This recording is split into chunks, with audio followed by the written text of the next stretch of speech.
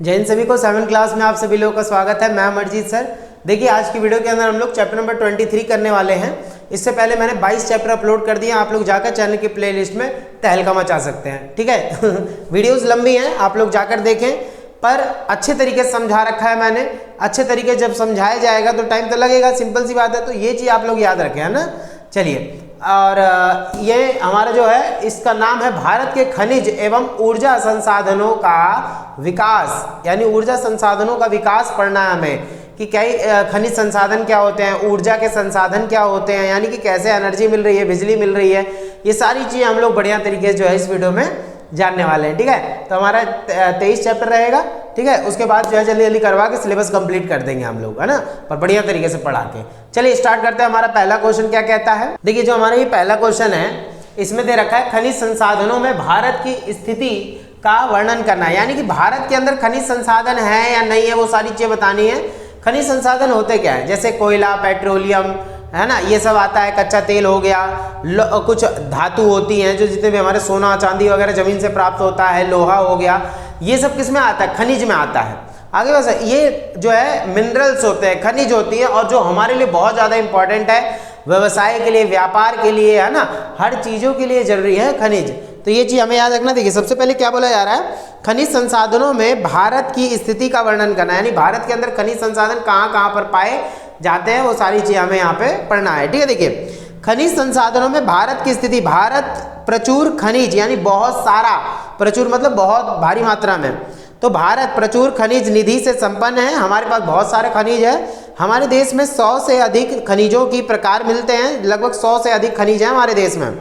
अलग अलग प्रकार के खनिज है, कुछ धातु और कुछ अधातु हो गए। इनमें से कुछ मेटेलिक, कुछ नॉन मेटेलिक, है ना, ऐसे समझ में आ गया, ठीक है। हमारे देश में 100 से अधिक खनिजों के प्रकार मिलते हैं। इनमें से 30 खनिज पदार्थ ऐसे हैं जिनका आर्थिक महत्व बहुत अधिक है, यानी कि जो बेचे जा सकते हैं, व्यापार किया जा सकता है, बहुत ज़्यादा इंपॉर्टेंट है हमारे लिए, ये चीज़ हमें याद रखना है। उसके बाद इनमें से 30 खनिज पदार्थ ऐसे हैं जिनका आर्थिक महत्व बहुत अधिक है। उदाहरण स्वरूप कोयला, लोहा, मैग्नीज, बॉक्साइट, अभ्रक और इत्यादि। ये पत्थर जैसा होता है अभ्रक, ठीक है, जिसमें पतली पतली सी लाइनें टाइप की होती है, जैसे है ना सोन पापड़ी टाइप की खाते हुए वैसे लगती है, तो ये चीज़ अभ्रक। तो ये जो है ये क्या है, ये बहुत ज़्यादा जरूरी है हमारे लिए, ठीक है। दूसरे खनिज जैसे जो है फेल्सपार, क्लोराइड, चूना पत्थर, डोलोमाइट, जिप्सम इत्यादि के मामले में भारत में इनकी स्थिति संतोषप्रद है, और इत्यादि यानी कि बोला है के मामले में भारत में इनकी स्थिति संतोषप्रद है, परंतु पेट्रोलियम तथा अन्य अलौह मतलब जो लोहा नहीं है, अलौह धातु के अयस्क जैसे तांबा, जस्ता, टीन, ग्रेफाइट इत्यादि में भारत में इनकी स्थिति संतोषप्रद जो है संतोषप्रद नहीं है, यानी कि उतनी ज़्यादा भारी मात्रा में ये हमें देखने को नहीं मिलेंगे, ठीक है। उसके बाद देखिए क्या बोल रखा है,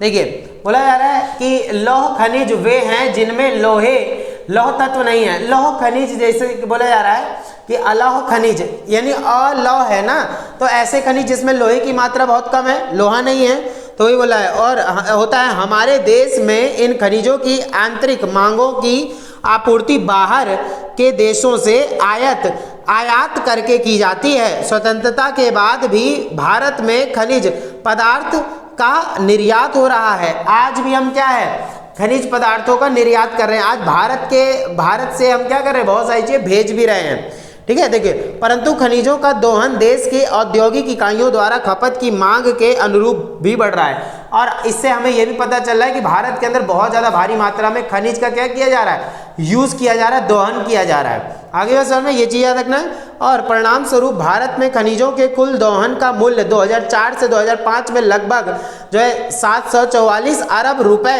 तक पहुँच गया, जो वर्ष 1950 से 1951 में मात्र 89.20 करोड़ रुपए ही था। यानी देखिए इनकी जो है मांग घटती जा रही है, मतलब मांग हमारे यहाँ क्या हो रहा है, इन पे पैसा जो है इतना ज़्यादा जब मिसयूज़ किया जाएगा किस चीज़ का, क्योंकि जनसंख्या जैसे जैसे बढ़ रही है वैसे वैसे खपत भी बढ़ती जा रही है, तो इन पे हमें ज़्यादा पैसा लगाना पड़ेगा, बाहर से मंगवाना पड़ेगा जब देश के अंदर खत्म हो जाएगा। इसका अर्थ यह हुआ कि पिछले 50 वर्षों में 34 यानी 834 गुना वृद्धि हुई है। खनिज पदार्थों को अलग अलग करके देखें कि उपरोक्त मूल्यों में किसका कितना योगदान है तो स्पष्ट हो जाता है कि ईंधन के रूप में प्रयुक्त खनिज जैसे कोयला, पेट्रोलियम, प्राकृतिक गैस, लिग्नाइट का योगदान 77% था। ये याद रखिएगा, सबसे ज्यादा इंपॉर्टेंट खनिजों में कौन से पदार्थ हैं तो कोयला है, पेट्रोलियम है, प्राकृतिक गैस है। ये बहुत ज्यादा यूज होने वाली जो है चीजें होती हैं। आगे बात समझ में, तो इनका योग कितना प्रतिशत है, योगदान 77% है। और धातुत्व खनिजों का 10% तथा अधात्विक जो धातु वाली जो नहीं है, ठीक है, तो अधात्विक यहाँ पे देखिए, तो 10% तथा अधात्विक खनिजों का योगदान 8% था। धात्विक जो धातु वाली है, अधात्विक जो धातु वाली चीजें नहीं है। तो धात्विक खनिज के अयस्क, लौह अयस्क, क्रोमाइट, मैग्नीज, जिंक, बॉक्साइट, ताम्र अयस्क, स्वर्ण, सोना अयस्क हैं, जबकि अधात्विक यानी जो धातु वाली चीजें नहीं है, जो मेटेलिक नहीं है, तो अधात्विक अयस्कों में चूना पत्थर, ये सब अधातु है ना, धातु तो ही ना, ये तो पत्थर वगैरह, चूना पत्थर, फास्फोराइट और फास्फोसिट, डोलोमाइट, केवोलिन मिट्टी और मैग्नेसाइट, बेराइट और जिप्सम इत्यादि, ये सारे क्या हैं, ये सारे अधात्विक हैं। धात्विक आपका ऊपर बता दिया, सोना वगैरह होता है, तांबा वगैरह हो गया, ये सब। यदि खनिजों के सकल मूल्य में इनका अलग अलग योगदान देखें तो कोयला, देखिए क्या बोला जा रहा है, तो क्या है इसमें, कहां चला गया भाई, हाँ, तो क्या स्पष्ट हो जाता है कि ईंधन के रूप में प्रयुक्त खनिज, जैसे ईंधन के रूप में हम लोग जैसे तेल वगैरह के रूप में हम क्या क्या चीजें यूज करते हैं, कोयला, पेट्रोलियम, जैसे ये खनिज काफी ज्यादा ईंधन के रूप में यूज करते हैं ना। ईंधन मतलब जैसे ट्रेन चलाने के लिए पहले कोयले का यूज किया जाता था ना, बिजली बनाने के लिए भी कोयले का यूज करते हैं, पर उससे ज्यादा हम लोग यूज जो है यूरेनियम का करें तो ज्यादा फायदा करेगा, लेकिन बहुत महंगा मिलता है। आगे बस समझ में ये चीज याद रखना है। धात्विक खनिजों का 10% तथा ये बता दिया है ना, ठीक है, इतना सब कुछ हमने जान लिया था। जैसे यदि खनिजों का सकल मूल्य में इसका अलग अलग योगदान देखें तो कोयले का कितना परसेंटेज देखा जाता है, 36.65%। पेट्रोलियम जो है यूज में देखा जाता है 25.43%। यानी क्या है, यदि खनिजों के सकल मूल्य में इनका अलग अलग योगदान देखें तो यानी सबसे ज्यादा योगदान कौन दे रहा है, कोयला, फिर पेट्रोलियम है, फिर प्राकृतिक गैस है 12.02%, लौह अयस्क यानी लोहा जो है 7.2%, लिग्नाइट जो हो गया 2.15%, चूना पत्थर हो गया 2.15%, जो है क्रेमाइट 1.1% आदि कुछ ऐसे खनिज हैं जिनका अंश 1% से अधिक है। कुछ ये सारे ऐसे खनिज हैं जिनका 1% से अधिक यूज किया जाता है, पर कुछ ऐसे भी है जिनका 1.1 से भी नीचे जो है यूज में लाया जाता है। इतना क्लियर हो गया, ठीक है। उसके बाद देखिए क्या बता रहा है यहाँ पे, उसके बाद आ रहा है खनिजों के दोहन में आने वाली समस्याएं, यानी कि अब इतना ज्यादा हम लोग यूज कर रहे हैं, है ना, इतना ज्यादा इसका खनिज का यूज किया जा रहा है, खनिजों का यूज किया जा रहा है, तो इससे क्या क्या समस्याएं देखने को मिल रही है। देखिए खनिज उत्खनन से कई प्रकार की समस्याएं उत्पन्न हो रही हैं और इनके कुछ प्रमुख समस्याएं हैं। जैसे देखिए खनिज का हम लोग दोहन कर रहे हैं, यूज कर रहे हैं, इससे क्या क्या प्रॉब्लम क्रिएट हो रही है। पहले इतनी नहीं थी, पर आज ज्यादा से ज्यादा हमने क्या किया है, खनिजों का यूज करना शुरू कर दिया। इससे बहुत ज्यादा क्या हुआ है, दिक्कतें सामने आई है, प्राकृतिक समस्याएं सामने आ गई हैं। ठीक है, देखिए तो क्या बोला है, खनिज उत्खनन से कई प्रकार की समस्याएं उत्पन्न होती हैं। इनमें से प्रमुख समस्या इस प्रकार है, खनिजों का तीव्रता से समापन, यानी कि पहला तो दिक्कत यही है कि खनिज बहुत तेजी से खत्म होते जा रहे हैं। आगे वसन है, तो ये चीज है। देखिए खनिजों के अनियंत्रित दोहन से बहुत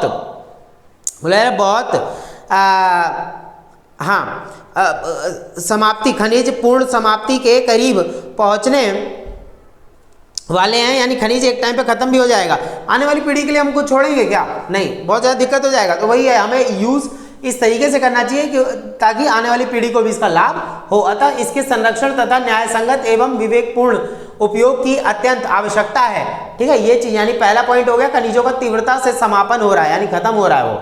उसके बाद दूसरा पॉइंट दे रखा पारिस्थितिकीय जो है समस्याएं। पारिस्थितिकीय समस्याओं में क्या बताना है, सबसे ऊपर देखिए, खनिज के उत्खनन परिस्थितिकीय समस्या यानी जमीन से रिलेटेड प्रॉब्लम्स क्रिएट हो जाती है। जैसे खनिज के उत्खनन ने कई गंभीर पर्यावरणीय समस्याओं को प्रस्तुत किया है। सबसे प्रमुख समस्या है कृषि भूमि के काफी बड़े बड़े क्षेत्र खनन क्रियाओं से प्रभावित तथा कृषि भूमि पर खनन से निकाले गए अनुपयोगी पदार्थों को अधिभार स्वरूप फैला देने पर पूर्णतः आकृष्ट और एवं अनुपयुक्त हो गए। यानी कि ये चीज याद रखना हमें कि इतना ज्यादा भारी मात्रा में क्या हुआ है, खनिज का हम यूज कर रहे हैं, खनिजों का यूज कर रहे हैं, इससे जमीन की भी जो है उर्वरता बहुत सारी चीजें खत्म होती जा रही हैं। तो बोला जा रहा है इसके अतिरिक्त खदानों में कार्य आरंभ करने से पूर्व, यानी जब खदानों में कार्य शुरू करने से पहले अधोसंरचना बनाने में प्राकृतिक वनस्पति संपदाओं का विनाश हो जाता है। यानी पेड़ वगैरह सारा काट दिया जाता है, वहां से पूरा खत्म कर देते हैं जमीन से, उससे और नुकसान। इससे उत्पन्न कई समस्याएं जैसे बार बार बाढ़ प्रभावित होना, यानी भाई सिंपल सी बात है पेड़ रहेंगे तो बाढ़ों को रोक देते हैं वो, तो इससे बाढ़ आ जाएगी अगर पेड़ नहीं रहेंगे। अपवाह क्षेत्र में अवरोध उत्पन्न होने से पानी का इधर उधर जमाव, मच्छरों का आश्रय स्थान बनना, यानी कि इससे मच्छर वगैरह इकट्ठा होने लग जाएंगे। पेड़ नहीं रहेगा पानी सूखेगा नहीं, पानी सूखेगा नहीं तो वो क्या हो जाएगा, बेकारी हो जाएगा, हर तरफ फैलता रहेगा। और पेड़ क्योंकि पानी को जड़ों तक पहुंचा देते हैं ना, नीचे ले जाते हैं, इससे क्या होगा, मलेरिया जैसे संक्रामक बीमारियां फैलने की जो है प्रबल संभावनाएं बनती हैं। पहाड़ी क्षेत्रों में खनन कार्य करने से भूस्खलन कई बार हो जाता है। अब खनन कार्य कर रहा पहाड़ी इलाकों में, वहां पे पहाड़ घिसक जाएंगे, जो पहाड़ वगैरह होता है ना, चट्टान वगैरह, वो घिसकने लग जाएंगे नीचे, से भूस्खलन बोला जाता है। जिससे जीव जंतु देखिए यहाँ देखिए, जिससे जीव जंतु, पशु संपदा तथा मानवों की जान माल की हानि होती है। और कई खदानों में खनन श्रमिकों को बहुत ही खतरनाक माहौल में काम करना पड़ता है। कई बार तो खदानें नीचे ही गिर जाती हैं, आपने बहुत सारी मूवीज में देखा होगा। और बोला जा रहा है खतरनाक माहौल में काम करना पड़ता है। कोयले की खदानों में आग लगने से अथवा पानी भर जाने से सैकड़ों श्रमिकों को जान गंवानी पड़ जाती है। कई खदानों में कभी कभी विषैली गैस अचानक मिल जाने से कई श्रमिक मर जाते हैं बेचारे। तो ये बहुत खतरनाक होता है, इसलिए थोड़ा सा जो भी मालिक होते हैं उनको थोड़ा देखरेख करना चाहिए इन चीज़ों का, ताकि उनको श्रमिकों को कम से कम नुकसान ना हो। आगे बात समझ में, ठीक है। तो दो चीज़ें हमने जान ली थी इसमें। तीसरा पढ़ेंगे हम प्रदूषण। तो पहला पॉइंट इसका क्या था, पहला पॉइंट था खनिजों का तीव्रता से समापन, दूसरा था परिस्थिति के समस्याएं, यानी कि वहां पे जमीन से जुड़ी हुई समस्याएं, और तीसरा आ जाएगा प्रदूषण। ठीक है, देखिए तीसरा क्या है, प्रदूषण। बहुत से खनिज उत्पादक क्षेत्रों की गतिविधियों से जल तथा वायु का प्रदूषण आसपास के क्षेत्रों में फैल जाता है। प्रदूषण फैलता है ना इनसे, ठीक है, जिससे कई प्रकार की स्वास्थ्य संबंधी आपदाएं उत्पन्न हो जाती है। तो इस स्वास्थ्य संबंधी समस्याएं भी उत्पन्न हो जाती है, इससे काफी ज्यादा समस्या आन पड़ती है ना, ये चीज। उसके बाद है यहाँ पे आ रहा है सामाजिक समस्याएं। सामाजिक समस्याएं क्या है वो हम लोग जानेंगे। अब देखिए सामाजिक समस्या, खनिजों की नई खोजों से स्थानीय लोगों का विस्थापन होता है। सामाजिक समस्या मतलब समाज में रहने वाले लोगों को एक जगह दूसरी जगह बेचारों को जाना पड़ जाता है। तो ये तो गलत है, क्योंकि बहुत से जनजातीय, देखिए बोला जा रहा है क्योंकि बहुत से जनजातीय क्षेत्रों में खनिजों की प्रचुर पाई जाती है, यानी बहुत प्रचुरता पाई जाती है, यानी कई जगह बहुत सारे खनिज मिलते हैं। अतः उनके विकास एवं दोहन होने पर सर्वाधिक प्रभाव जनजातियों पर पड़ता है, यानी जनजातियों पर बहुत ज़्यादा इसका प्रभाव पड़ता है। इन क्षेत्रों में औद्योगिकरण से इन जातियों की आर्थिक स्थिति, इनके जीवन मूल्यों एवं जीवन यापन करने के तौर तरीकों पर भी पड़ता है, यानी आदिवासियों को भी हटना पड़ जाता है। तो मैंने 4 पॉइंट आप लोग को बताए हैं, इसमें आप लोग हीरोइन बन सकते हो। ठीक है, 4 पॉइंट। देखिए पहला पॉइंट क्या था कि पहला पॉइंट यही है, खनिजों का तीव्रता से समापन। क्वेश्चन ये था खनिजों के दोहन से आने वाली समस्या, यानी खनिज का यूज इतने तरीके से यूज किया जा रहा है अलग अलग तरीके से। क्या क्या समस्या, पहली समस्या है खनिजों का तीव्रता से समापन हो रहा है। दूसरी समस्या परिस्थिति की समस्या, जमीन का जो मैंने बताया था मैटर। उसके बाद आ जाएगा आपका यहाँ पे प्रदूषण, फिर आया सामाजिक समस्या। ठीक है, तो ये हो जाएगा। चलिए अब हम पढ़ेंगे थोड़ा सा नेक्स्ट क्वेश्चन। देखिए नेक्स्ट क्वेश्चन क्या कह रहा है, खनिज संसाधनों के संरक्षण के विविध उपायों का वर्णन। बहुत इंपॉर्टेंट है ये, बिल्कुल हीरोइन बना देगा आप लोगों को। कैसे, तो देखिए खनिज संसाधनों के संरक्षण की विविध उपायों, जैसे पिछले में खनिज का दोहन हो रहा था, इसमें आप खनिजों को बचा के कैसे रख सकते हो। तो वही बोल रहा है खनिज संसाधनों के संरक्षण के उपायों निम्नलिखित हैं। जैसे जो है पुनरोद्धार, मतलब क्या है पुनरोद्धार, मतलब यानी दोबारा से यूज कर लेना उसको। जैसे जहां तक संभव हो सभी प्रयास किए जाने चाहिए जिनसे विभिन्न खनिजों का पुनरुद्धार हो सके, यानी कि उनको बचाया जा सके। सुदूर संवेदन प्रविधियों के प्रयोग से नए क्षेत्रों में खनिज निक्षेपों में पाए जाने की संभावनाओं की पहचान की जा सकती है, यानी कहाँ कहाँ किस चीज़ का यूज़ किया जा रहा है उसको आप देखो। जो बचाने लायक है उसको बचाओ ज़्यादा से ज़्यादा, ठीक है, पुनरुद्धार हो उसका, यानी संभव हो तो सभी प्रयास हमें करने चाहिए ताकि खनिजों का पुनरुद्धार हो सके, दोबारा से हम उसको मतलब यूज़। जैसे अब तेल पेट्रोलियम है, ये जल गया, इसको तो कौन है भाई, कौन याद कर रहा है, इसका हम दोबारा से यूज़ नहीं कर सकते।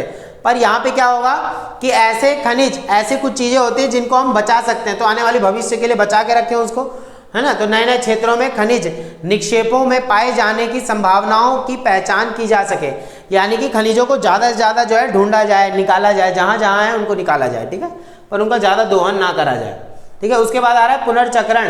पुनर्चक्रण मतलब क्या हो, ऐसी चीज़ों का यूज़ करो जिसका दोबारा से यूज़ किया जा सके।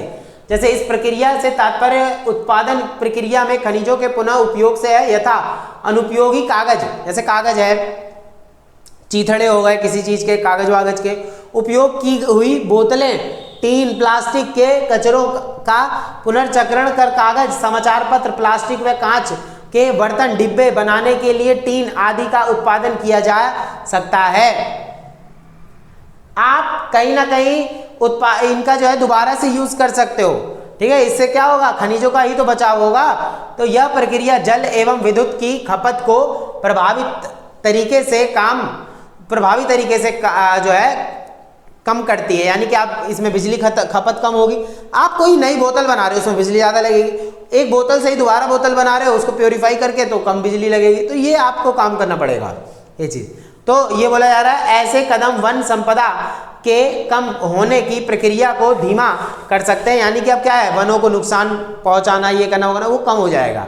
तो दूसरा है पुरानी मशीनों, वाहनों, औद्योगिक उपकरणों के उपयोग के बाद इन्हें कास्ट व लोहे में परिवर्तित कर इनसे नए जो है उत्पाद बनाए जाते हैं। तो आप क्या कर सकते हैं, इनसे नए नए उत्पाद बना सकते हैं। जैसे कोई लोहे की मशीन हो गई, कोई ऐसी चीज हो गई, आप उसका दोबारा से किसी उपकरण बनाने में यूज कर लो।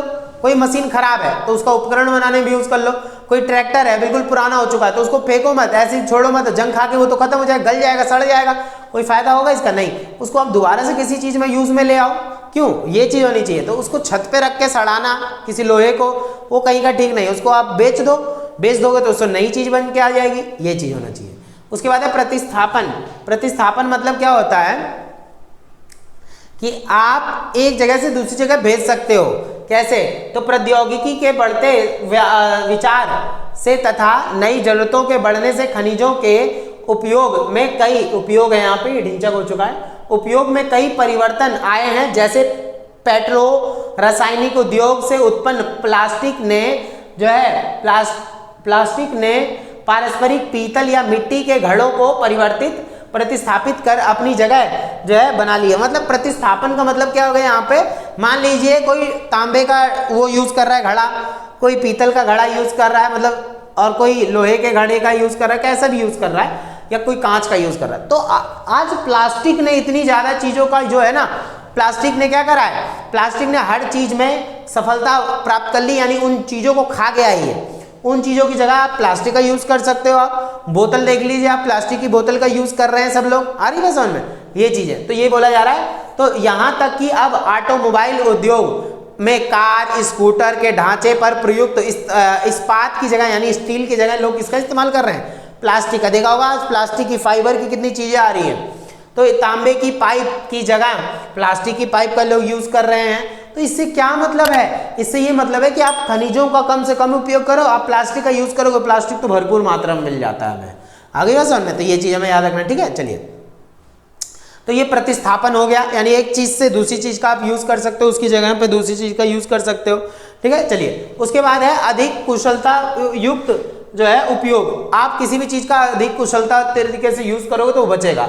खनिजों को लंबी अवधि तक संरक्षण से खनिजों से के अधिक जो है कुशलता युक्त प्रयोग बहुत मददगार साबित हुए हैं। आप किसी चीज को अच्छे से यूज करोगे, मान लो आप कार चलाते हो, कार में आप डेली पेट्रोल डलवा रहे हो, आपके घर में 2 लोग जा रहे हैं, एक दूसरे वाहन से आ रहे हैं, एक दूसरे से, लेकिन जाओ उसी इलाके में रहे, आप एक ही से चले जाओ भाई, पेट्रोल सेम उतना ही लगना है। पैसे शेयर कर लेना, बल्कि बचत हो जाएगी। तो इसलिए आजकल खनिज संसाधन का बड़ी कुशलता से उपयोग होने लगा है। बतौर उदाहरण आज बाजार में ज्यादा शक्तिशाली इंजीनियरिंग तथा निर्माण प्रक्रियाओं से जो है मोटर गाड़ियां तथा एवं गति वाली मिलनी लगी हैं। यानी इससे क्या हुआ है, आज बहुत सारी गाड़ियां हमें इलेक्ट्रॉनिक मिलने लगी हैं। नई इंजीनियरिंग के आने की वजह से आज बहुत ज़्यादा मदद जो है यहाँ पे हमारे यहाँ हो चुकी है। इतना क्लियर हो गया, इससे बहुत ज़्यादा फायदा हुआ है हमारे यहाँ खनिजों को। देखिए अब अगला क्वेश्चन क्या बोल रहा है इसमें कि अंतर बताइए, यानी किसमें अंतर बताना, शक्ति के परंपरागत एवं गैर परंपरागत स्रोत में, यानी कि शक्ति के परंपरागत स्रोत क्या होते हैं और गैर परंपरागत स्रोत क्या होते हैं। दूसरा बताना है सौर ऊर्जा एवं पवन ऊर्जा में अंतर बताना है। ठीक है, चलिए तो सबसे पहले आ रहा है, हम लोग इसका अंतर देख लेते हैं। पहले वाले का इसमें क्या बताना है हमें, जैसे कि देखिए क्या बोल रखा है, तो पहले परंपरागत स्रोत पढ़ेंगे, फिर जो है गैर परंपरागत स्रोत। देखिए तो परंपरागत स्रोत में यानी कि कोयला, पेट्रोल, जो पहले से चीजें चली आ रही है ना, जो जमीन से हमें प्राप्त हो रही हैं, जो खपत होने वाली हैं, जो खत्म हो जाएंगी, ये पक्का है खत्म होना है इनको, तो वही चीज है। जैसे कोयला, पेट्रोलियम, प्राकृतिक गैस, जल प्रपात एवं यूरेनियम, थेरियम जो है थोरियम इत्यादि ऊर्जा के परंपरागत स्रोत हैं। ऊर्जा के होगा के परंपरागत स्रोत, ये परंपरागत स्रोत और गैर परंपरागत स्रोत जो कभी खत्म नहीं हो सकते, जैसे सूरज, इनसे भी हम बिजली बना सकते हैं। पवन, ये सर पवन, सूरज, बायोगैस, ज्वार मतलब जमीन जो लहरें आती है उससे, है ना, गर्म पानी का झरना इत्यादि ऊर्जा के गैर परंपरागत स्रोत हैं। ये क्या है, गैर परंपरागत स्रोत होते हैं। इतना क्लियर हो गया, ठीक है। उसके बाद क्या था, ये समाप्त होने वाला साधन है, यानी ये जो है परंपरागत, ये समाप्त होने वाला साधन है, ये समाप्त होने वाला साधन है। कभी धूप खत्म हो जाएगी, हवा खत्म हो जाएगी, नहीं, तो ये चीज हमें याद रखना है। उसके बाद आ रहा है, ये वाणिज्यिक ऊर्जा के स्रोत हैं जो विविध कार्यों में प्रयुक्त किए जाते हैं, यानी लेन देन में, व्यापार में, सारी चीजों में यूज होता है वो परंपरागत स्रोत। पर ये क्या है, अभी इनका वाणिज्यिक ऊर्जा के रूप में नहीं हो पाया है प्रयोग, उतना नहीं कर पाए हम लोग। ठीक है, सोलर पैनल का यूज, अब थोड़ा गाड़ी चलाने के लिए सोलर पैनल लगा दोगे, उतना कारगर सिद्ध नहीं है।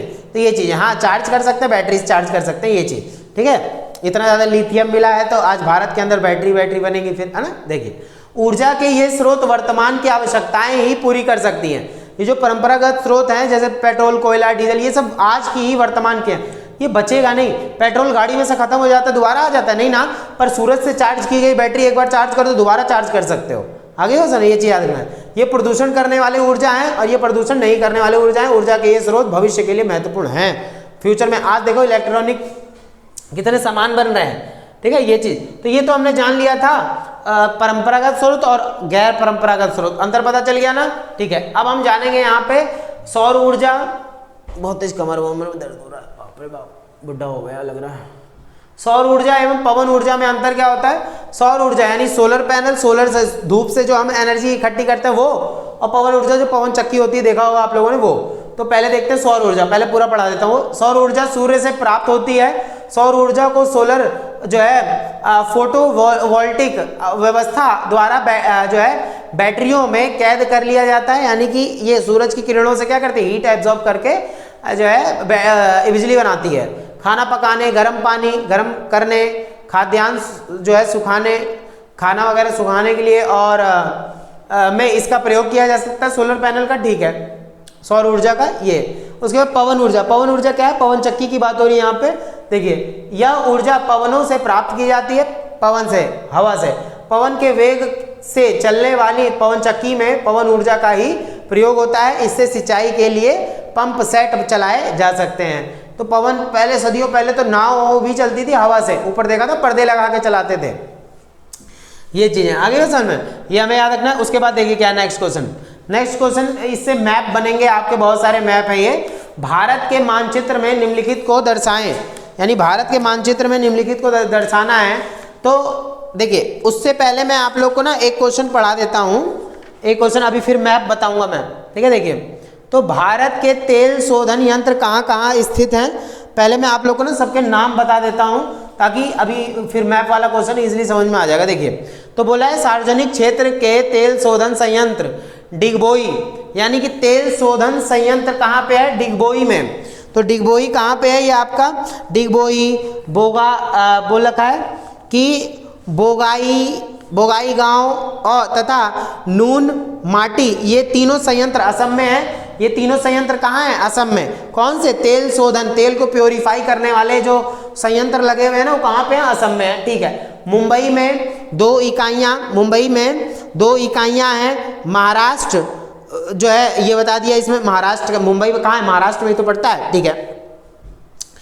विशाखापट्टनम की बात करें, विशाखापट्टनम कहाँ पे है? आंध्र प्रदेश में। बरौनी कहाँ है? बिहार में। कोयली कहाँ है? गुजरात में। मथुरा कहाँ है? उत्तर प्रदेश में, सबको पता होगा। पानीपत कहाँ है? हरियाणा में। कोचीन कहाँ है? केरल में। मंगलौर कर्नाटक एवं चेन्नई तमिलनाडु में, सबको पता है। ठीक है। उसके बाद जामनगर गुजरात में रिलायंस इंडस्ट्रीज द्वारा निजी क्षेत्र में संचालित एकमात्र तेल शोधक संयंत्र है। तो ये जो आपको कुछ नाम याद रखने, कौन सा क्षेत्र कहाँ पड़ता है। चलिए अब जरा मैप की तरफ बढ़ लेते हैं हम लोग। क्या दे रखे हैं इसमें? देखिए, तो झारिया एवं रानीगंज कोयला क्षेत्र, तो इसमें दे रखे हैं। पहले इनके लिए मैप होंगे कुछ और कुछ। तो मैप अगर आएगा आपका तो अलग अलग तरीके से ही आएगा। कोयला उत्पादन क्षेत्र कहाँ कहाँ पे है, तो भारत के किन जगहों पे कोयला उत्पादन क्षेत्र है? आपके कुछ पूर्वोत्तर राज्य में भी, जहाँ जहाँ नाम आपको दे रखे हैं। ठीक है। कोयला उत्पादन क्षेत्र कहाँ कहाँ पे? तो असम के कुछ, अरुणाचल प्रदेश में असम के कुछ क्षेत्रों में है।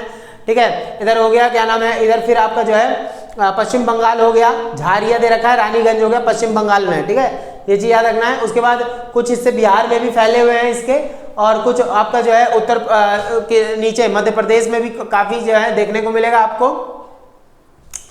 उड़ीसा वगैरह में भी काफी ज्यादा देखने को मिलेगा। ठीक है, तो ये चीज हमें याद रखना है।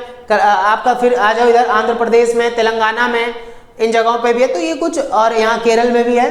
सॉरी, केरल जो है देखिए ऊपर तो पता चल गया है इधर आपका। ठीक है, नीचे जो है आपको तमिलनाडु में भी इधर देखने को मिलेगा, नेवेली में तमिलनाडु। ठीक है, ये चीज हमें याद रख लेना बढ़िया तरीके से। तो ये कुछ कहाँ कहाँ के, उधर जो है पालना में भी है, राजस्थान के जो है पालना। तो इन जगहों पे आपको क्या दिखेगा? कोयला उत्पादन केंद्र मिलेगा। यहाँ कोयले का उत्पादन जो है ज्यादा से ज्यादा किया जाता है। ठीक है, ये चीज बता दिया हूँ, इसको देख लेना आप लोग बढ़िया तरीके से। अब देखिए, अब एक और आ जाता है मैप इसमें। पेट्रोलियम उत्पादन का केंद्र कहाँ है? ये थोड़ा कम है क्योंकि हमारे यहाँ पेट्रोल उतना नहीं मिलता है। कुछ हिस्सा हम देख लेंगे यहाँ असम वगैरह में देख लेंगे।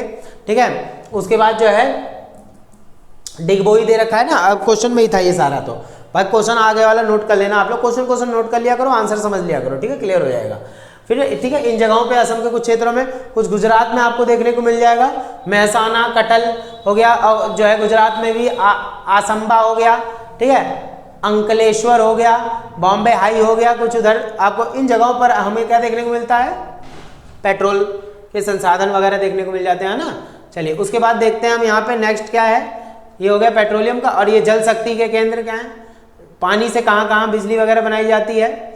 जल शक्ति से, लहरों से, है ना। जैसे इधर हो जाएगा आपका भारत के जो है दक्षिणी इलाकों में तो काफ़ी ज़्यादा हो जाएगा। ठीक है, इन जगहों पे नदियों के माध्यम से भी बनाया जाता है। इधर केरला वगैरह जो है आपका क्या नाम है, तमिलनाडु में हो गया, इधर कर्नाटका में हो गया। ठीक है, इन जगहों पे महाराष्ट्र में हो गया, इधर जो है आपका क्या नाम है आंध्र प्रदेश वगैरह। इन जगहों पर जो है क्या काफ़ी ज़्यादा आपको देखने को मिलेगा। उड़ीसा वगैरह में और पश्चिम बंगाल में भी है, इधर भी देखने को मिलेगा आपको, असम वगैरह की साइड में। ठीक है, अरुणाचल प्रदेश, मिजोरम, अरुणाचल प्रदेश में नहीं है उतना, बाकी इस हिस्से में देखने को मिलेगा। ब्रह्मपुत्र जो है नदी है उसके द्वारा यहाँ बिजली पैदा की जाती है। इधर घग्गर है, गंगा है, कोसी है। ठीक है, कोसी है जगह हो गई यहाँ पे, इन जगहों पे। ठीक है, घग्गर नदी यहाँ, गंगा और यमुना नदी, इन सब माध्यमों से झेलम, चिनाब। ठीक है, इन जगहों पे देखिए झेलम, चिनाब ऊपर, है ना, कश्मीर के कुछ हिस्से हो गए इन जगहों पे। तो जहाँ नदी होगी वहाँ नदी के माध्यम से जो है ये लोग क्या करेंगे, यहाँ पे सरकार क्या करती है, डैम वगैरह बनाती है, उससे बिजली वगैरह पैदा की जाती है। तो इसे जल शक्ति के नाम से जो है जाना जाएगा। क्लियर हो गया इतना? तो ये चलिए अब हम आगे बढ़ लेते हैं इसमें थोड़ा सा। चलिए अब आ जाता है नेक्स्ट, भारत के तेल शोधक यंत्र कहाँ कहाँ स्थित है? ये तो मैंने बता ही दिया आप लोग को, अभी सबके नाम भी बताए थे मैंने। बढ़िया तरीके से, ठीक है। ये सब मैंने बता दिया था, आपको नाम याद रखना है, कहाँ कहाँ है ये सब बता दिया, ठीक है। चलिए अब आता है यहाँ पे तरल सोना किसे कहते हैं। तरल सोना पेट्रोल को ही कहते हैं। देखिए तरल सोना, वो भी तो सोने के रेट में ही है, मतलब महंगा है इतना ज़्यादा। देखिए क्या बोला जा रहा है,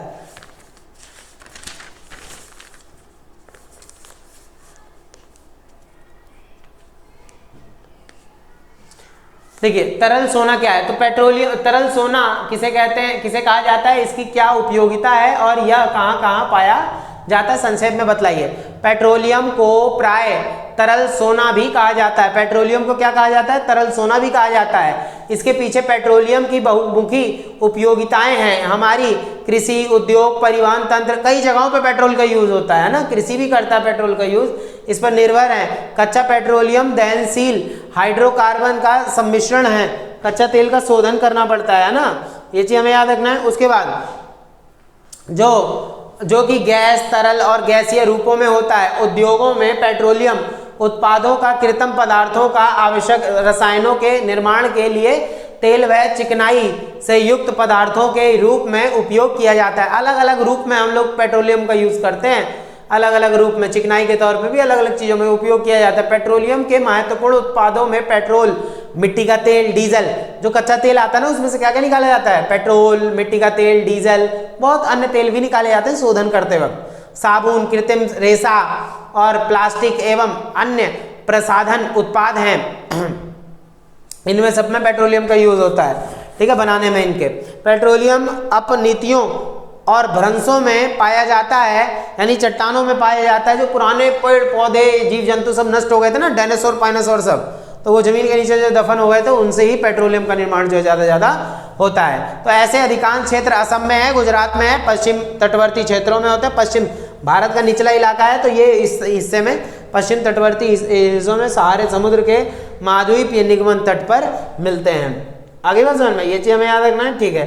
अब आ जाता है एक नेक्स्ट हमारा क्वेश्चन आ रहा है, आणविक खनिज किसे कहते हैं, इसकी क्या उपयोगिता, भारत में यह कहाँ मिलता है। आणविक खनिज क्या है, परमाणु शक्ति। देखिए परमाणु शक्ति का मतलब क्या होता है, जैसे परमाणु शक्ति, यूरेनियम का यूज किया जाता है इसमें जो है बनाने के लिए। आप लोगों ने ये देखा होगा कई जगहों पे इस तरीके का जो है, इस तरीके का मतलब एक वो बनाया जाता है, जो है इसे बोलते हैं परमाणु रेडिएटर बोलते हैं, ठीक है। इसमें हम लोग यूज करते हैं, इसमें बहुत मोटा होता है, लगभग 10 फुट की इसकी ये होती है मोटाई, 10-10 फुट की मोटाई होती है, 8-8 फुट की मोटाई होती है ये इस दीवार की।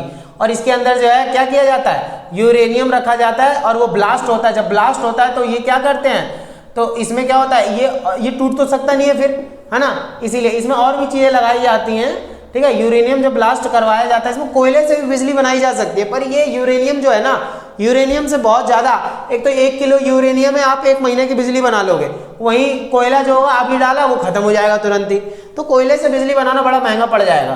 तो इसलिए क्या होता है, इसमें हम लोग क्या करते हैं, ये आप लोगों ने देखा वही होगा कई जगहों पे इसमें बिजली वगैरह बनाई जाती है, ऐसे चिमनी टाइप की होती है, बहुत मोटी लेयर होती है इसकी, ताकि टूटे ना।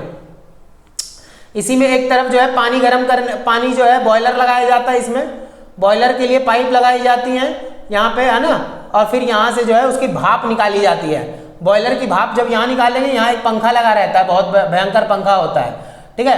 तो पंखा लगेगा, बॉयलर का जब भाप इतनी तेजी से फेंकेगा धड़ धड़ धड़ धड़, ये पानी गर्म करने के लिए ही इतना झोलमेल होता है, बिजली पैदा करनी है ना, तो ये होता है। यही मैं आप लोगों को बता दे रहा हूँ, यूरेनियम सारा इसी में आ जाएगा, अभी क्लियर हो जाएगा, ठीक है। परमाणु शक्ति बोला जाता है इसको। तो यूरेनियम क्या है, इसमें यूज करते हैं, कोयले का यूज नहीं करते क्योंकि बहुत ज्यादा लगता है वो, और यूरेनियम से बहुत ज्यादा, 1 किलो यूरेनियम में बहुत ज्यादा चीजें हो जाएंगी। तो इससे यहाँ गर्म पानी, भारी पानी भेजा जाता है, इसमें हैवी पानी भेजा जाएगा, इसमें भेजा जाएगा, बॉयलर में जाएगा, बॉयलर में यहाँ गर्म होगा धड़ाक से, रिसने का तो सवाल ही नहीं उठता, इतनी मोटी लेयर होती है इधर, है ना। तो ये जब जाएगा इधर भाप बनेगा, बहुत तेजी से भाप बनेगा, पंखा तेजी घुमाएगा, और इस तरीके का नीचे भी एक पंखा लगा होता है, मैग्नेटिक होता है, ये मैग्नेटिक होता है, और एक चुंबक यहाँ होता है, एक चुंबक यहाँ होता है, वो इस तरीके का इधर और इस तरीके का इधर। तो दोनों क्या करेगा, देखा होगा जब ये घूमेगा, चुंबक घूमते हैं, छोटे में देखा होगा, जब आप चुंबक ऐसे ऐसे करोगे ना, वो धड़ धड़ हकलाता है, मतलब कंपन पैदा होती है, कंपन पैदा होगी तो इससे क्या होगा,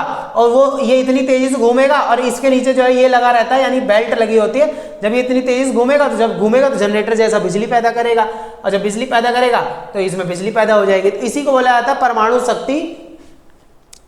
परमाणु शक्ति का प्रयोग, यानी है ना किस तरीके से यूज किया जाता है परमाणु शक्ति का, वो बताना। ठीक है, तो वही चीज है इसमें आपका यूरेनियम का, थोरियम का, रेडियम का यूज किया जाता है, जो ये इसमें आग जलाने के लिए।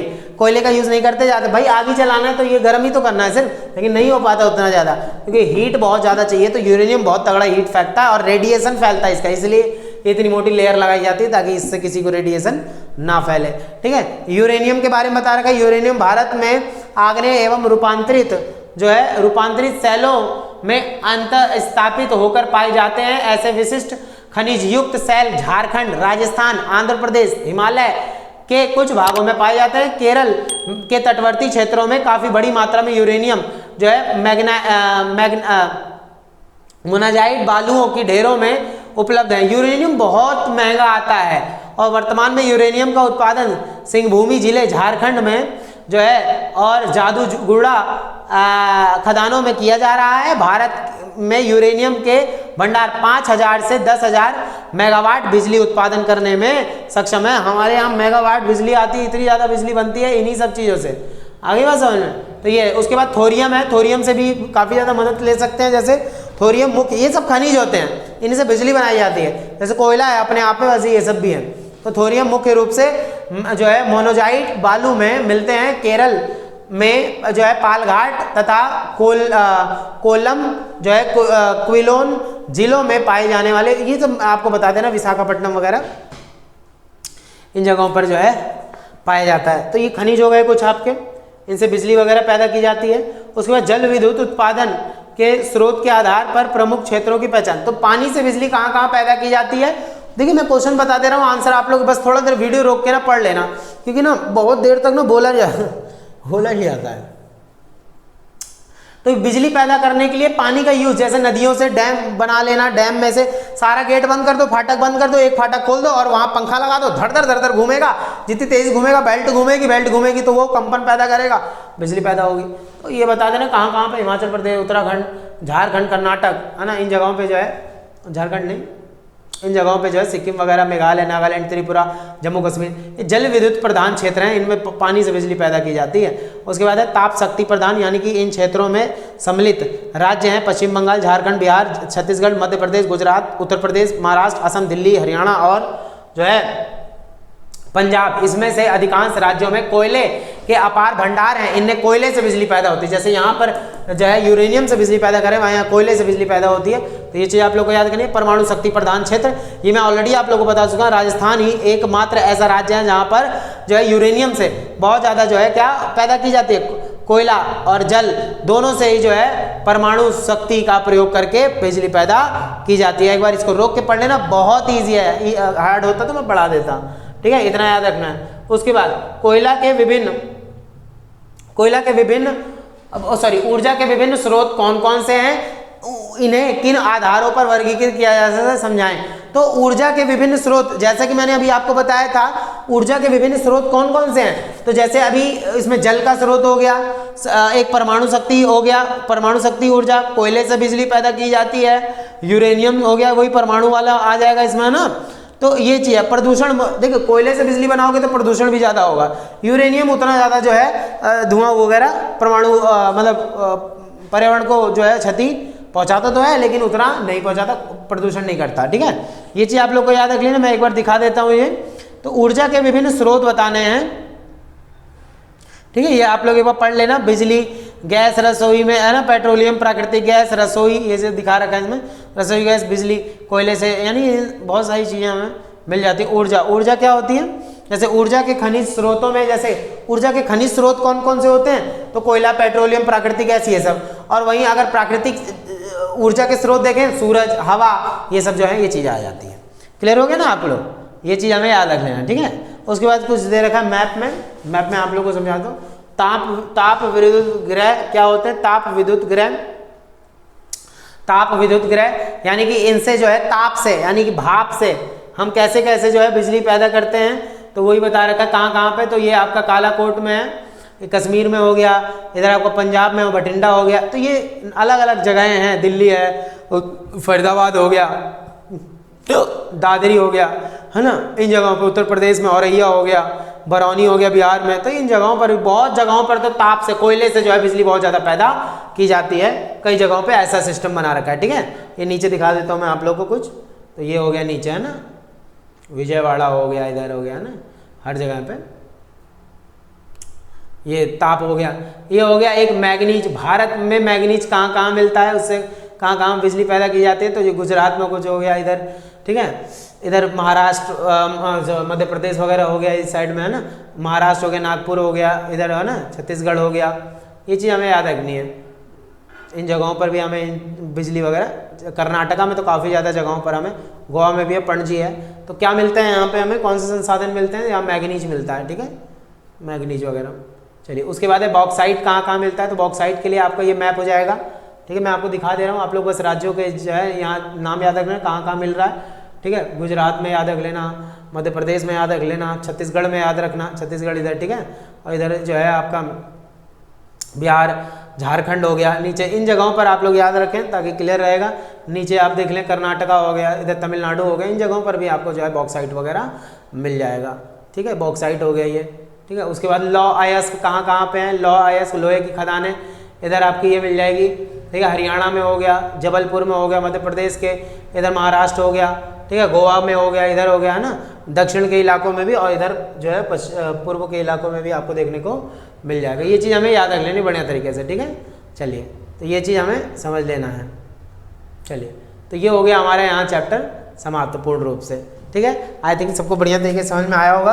आप लोग मैप वगैरह जो है ना, मैप साथ साथ इसीलिए दिखा देता हूँ ताकि आप मैप बढ़िया से बना लो अपने आप से। ठीक है, तो क्लियर हो जाएगा ना फिर। चलिए, तो अब हम लोग जो है नेक्स्ट वीडियो में मिलेंगे। ठीक है, इसके बाद मैं आपको 24 करवाऊंगा। जल्दी जल्दी सिलेबस कंप्लीट होने वाला है, पर हाँ जल्दी तेजी से तो भागेंगे, लेकिन लापरवाही नहीं करेंगे हम। भले ही टाइम लगता है, लेकिन अच्छे से पढ़ाऊंगा मैं आप लोग को। ठीक है, चलिए, बस कॉपरेट करें, 7 क्लास को ज़्यादा से ज़्यादा सपोर्ट करें, अपना प्यार दें, चैनल को सब्सक्राइब कर लें और वीडियो को लाइक जरूर कर देना आप लोग। ठीक है, बहुत मेहनत लगती है बनाने में वीडियोज़, आप लोग प्लीज़ सपोर्ट करें ज़्यादा से ज़्यादा, अभी बहुत बच्चों तक पहुँचाएँ इन वीडियोज़ को। ठीक है, चलिए, अपना प्यार दो ज़्यादा से ज़्यादा 7 क्लास को। अब हम मिलेंगे नेक्स्ट वीडियो के अंदर। तब तक ले जय हिंद, जय भारत।